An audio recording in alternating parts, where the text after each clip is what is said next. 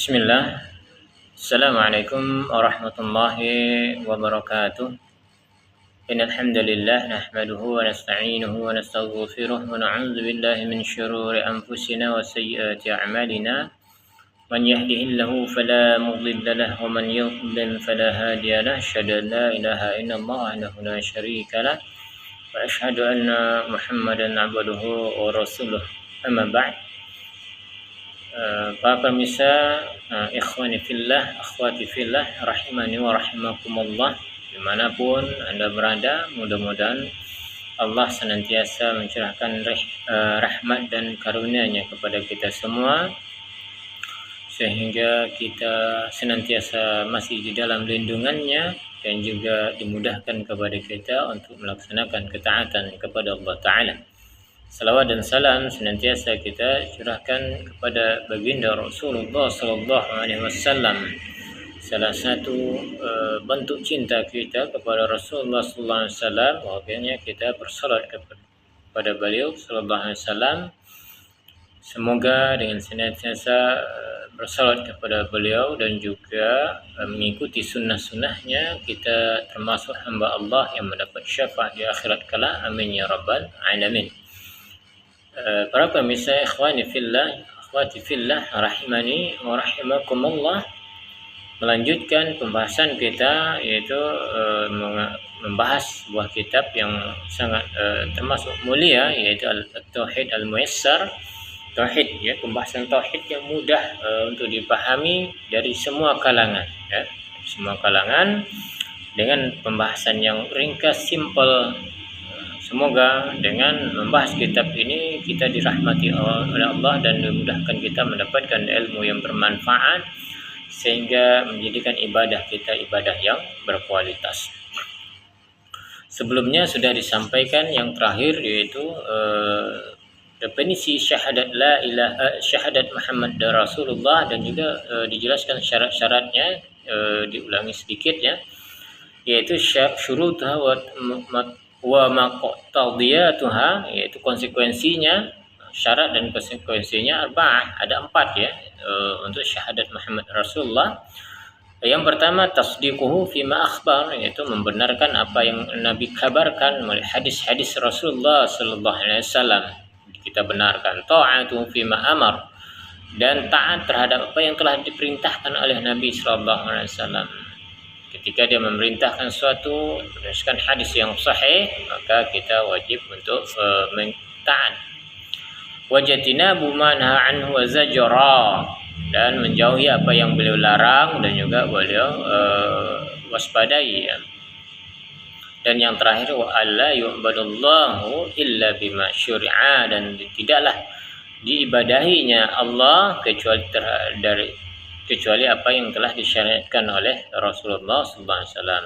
Bukan berarti Nabi sallallahu alaihi wasallam membuat syariat, tapi menyampaikan, oh begini cara beribadah kepada Allah, begini syariat Islam, begini, ini yang diharamkan Allah, ini yang dihalalkan, dan seterusnya. Semuanya itu wajib kita untuk melaksanakan. Ini ringkasan dari pembahasan sebelumnya. Dan sekarang kita melanjutkan sebuah tema yang ada kaitannya dengan yang sebelumnya, yaitu asyirku ta'rifu wa aqsamuhu. Syirik itu kita meninjau dari definisinya dan macam-macamnya. Jadi kalau kita tidak paham tentang kesyirikan, maka akan mudah terjatuh ke dalamnya. Kita mempelajari sesuatu keburukan bukan berarti kita melaksanakan, tapi supaya lebih waspada. Seorang sahabat, Abdullah bin Mas'ud radhiyallahu anhu, beliau mengatakan, aku mempelajari keburukan, bertanya tentang keburukan bukan berarti aku ingin mengajarkan, tapi sebagai bentuk waspada agar kita tidak terjatuh di dalamnya. Ta'rifus syirki, definisi syirik itu lughatan, secara bahasa, huwa bima'na al-isyraku wal muqaranatu.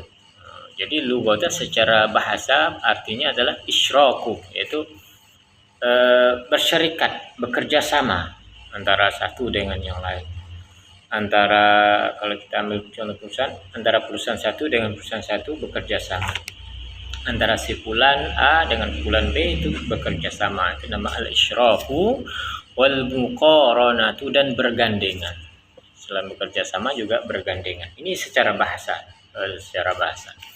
Sementara secara syar'an, secara istilah, taswiyatu ghairillahi billah fima huwa min khasaisillah. Nah, ini yang secara syariat, menyamakan selain Allah bersama Allah, menyamakan selain Allah bersama Allah, fima huwa, terhadap apa yang dia min khasaisillah, terhadap apa yang itu hak khusus hanya Allah Ta'ala. Apa contohnya? Seseorang mengatakan Allah itu Maha Pencipta. Seseorang mengatakan ada pencipta selain Allah. Ini kan menyamakan hak. Yang berhak mencipta itu hanya Allah Ta'ala. Allah punya sifat sombong. Hanya Allah yang pantas sombong. Selain Allah itu makhluk lemah. Maka ketika seorang itu menyombongkan diri, berarti dia mengambil hak khususnya Allah Ta'ala. Ketika yang berhak itu hanya diibadah itu hanya Allah, tapi dia menggandengkan sesuatu selain Allah untuk dijadikan sesembahan selain Allah. Ini bahasa sederhana yang mudah untuk dipahami bahwa begini kesyirikan.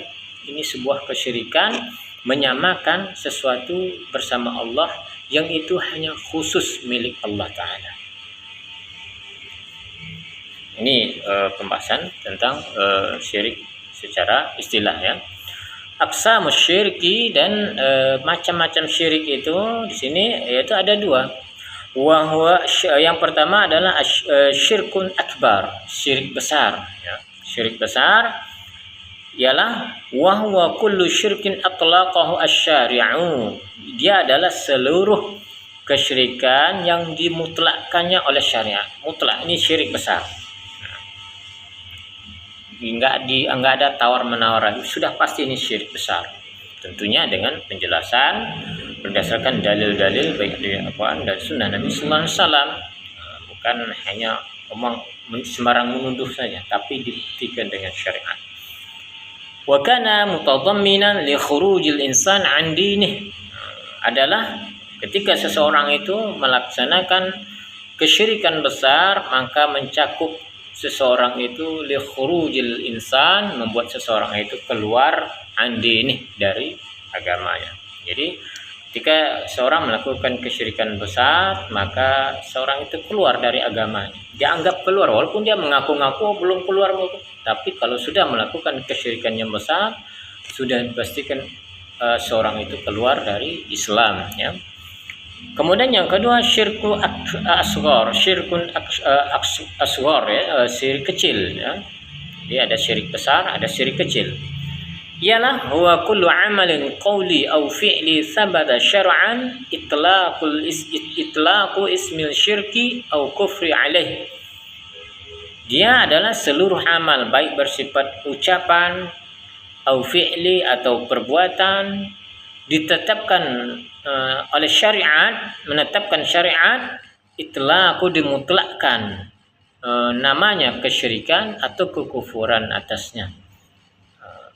Dimutlakkan kesyirikan atau kekufuran atasnya, baik bersifat ucapan atau perbuatan.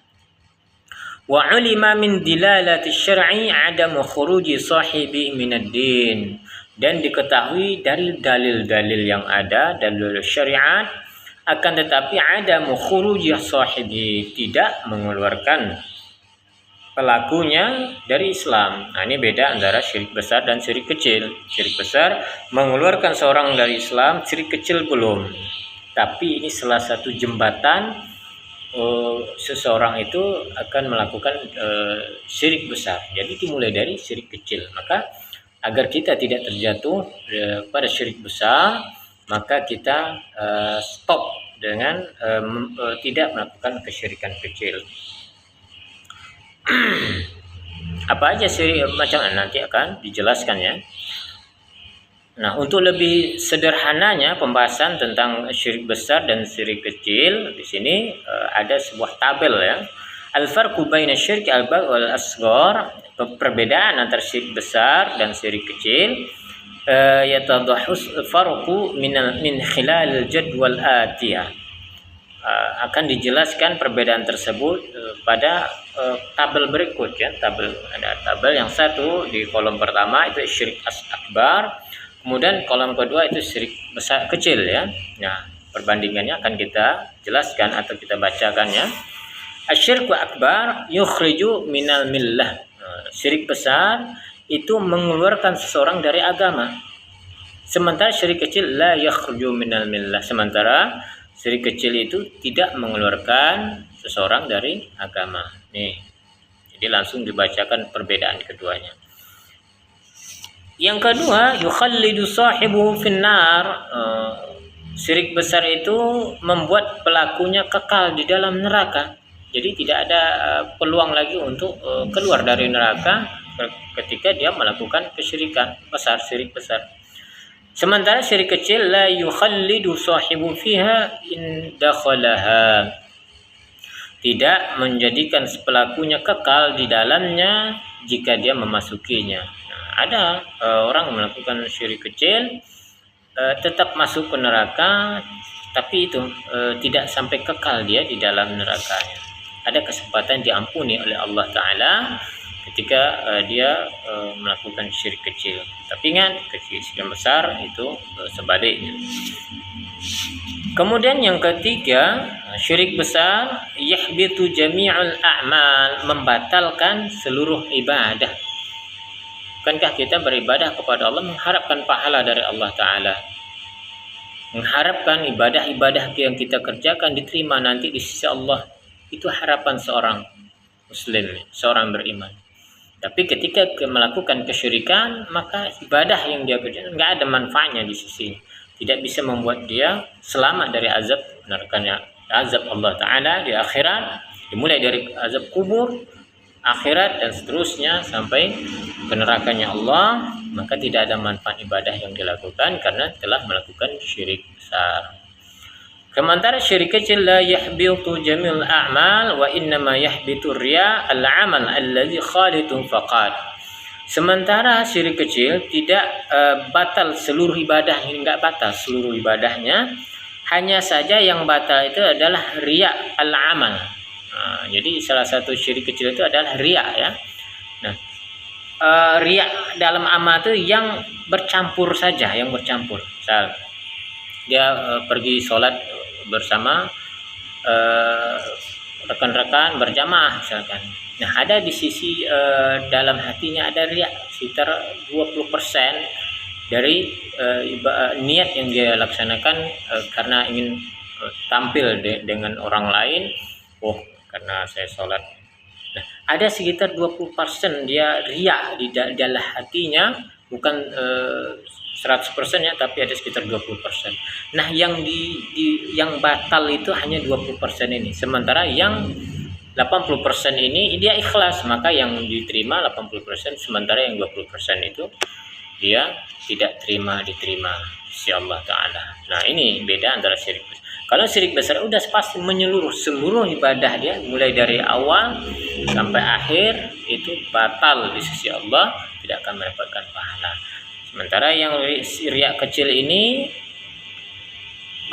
syirik kecil ini itu yang batal, yang tidak diterima ibadah, yang 20% tadi yang ada riya di hatinya, ada perasaan riya di hatinya, itu aja yang tidak diterima, sementara yang 80 diterima di sisi Allah. Kemudian yang terakhir perbedaan antara syirik besar dan syirik kecil adalah yubihud dam wal mal, halal darah dan hartanya. Orang-orang kafir melakukan syirikan, halal darah dan hartanya untuk dibunuh. Kalau orangnya dibunuh, hartanya itu berhak diambil ya. Itu kalau dalam peperangan misalkan, itu namanya ada harta ghanimah dan lain. Sementara syirik kecil la yubihuhuma. Sementara yang syirik kecil itu tidak tidak halal keduanya. Masih ketika dia seorang muslim, dia hanya melakukan syirik tanpa melakukan syirik besar, maka masih haram baik harta atau darahnya untuk ditumpahkan.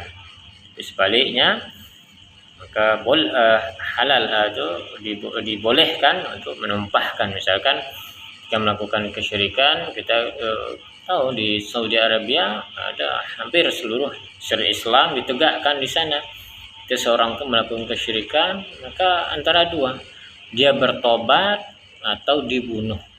Nah, kalau dia bertobat kepada Allah, maka ditunjukkan dengan sikap bertobat kepada Allah. Sebaliknya, maka dia dihalal darahnya untuk dipenggal leher.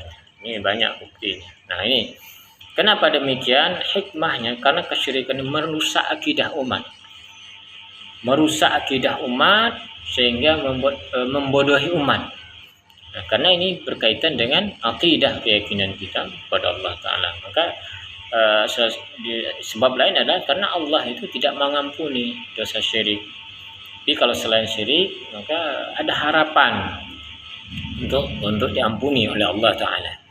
Nah, ini sedikit pembahasan tentang definisi syirik, baik definisinya maupun macam-macamnya. Mudah-mudahan yang sedikit ini bermanfaat untuk kita semua, terutama yang menyampaikan, sehingga semakin mendalami kesyirikan ini dan semoga bisa menghindarinya sejauh-jauhnya sampai akhir hayat nanti. Amin ya rabbal alamin. Terima kasih perhatiannya. Mohon maaf dalam penyampaiannya kurang pas atau masih ada kekurangannya, mohon dimaklumi. Dan juga kita terbuka untuk sharing ya, saling memberi masukan dan lain sebagainya, bisa disampaikan di kolom komentar ya. Taib kita akhiri, subhanakallah wa bihamdika asyhadu an la ilaha illa anta astaghfiruka wa atubu ilaik. Wassalamualaikum warahmatullahi wabarakatuh.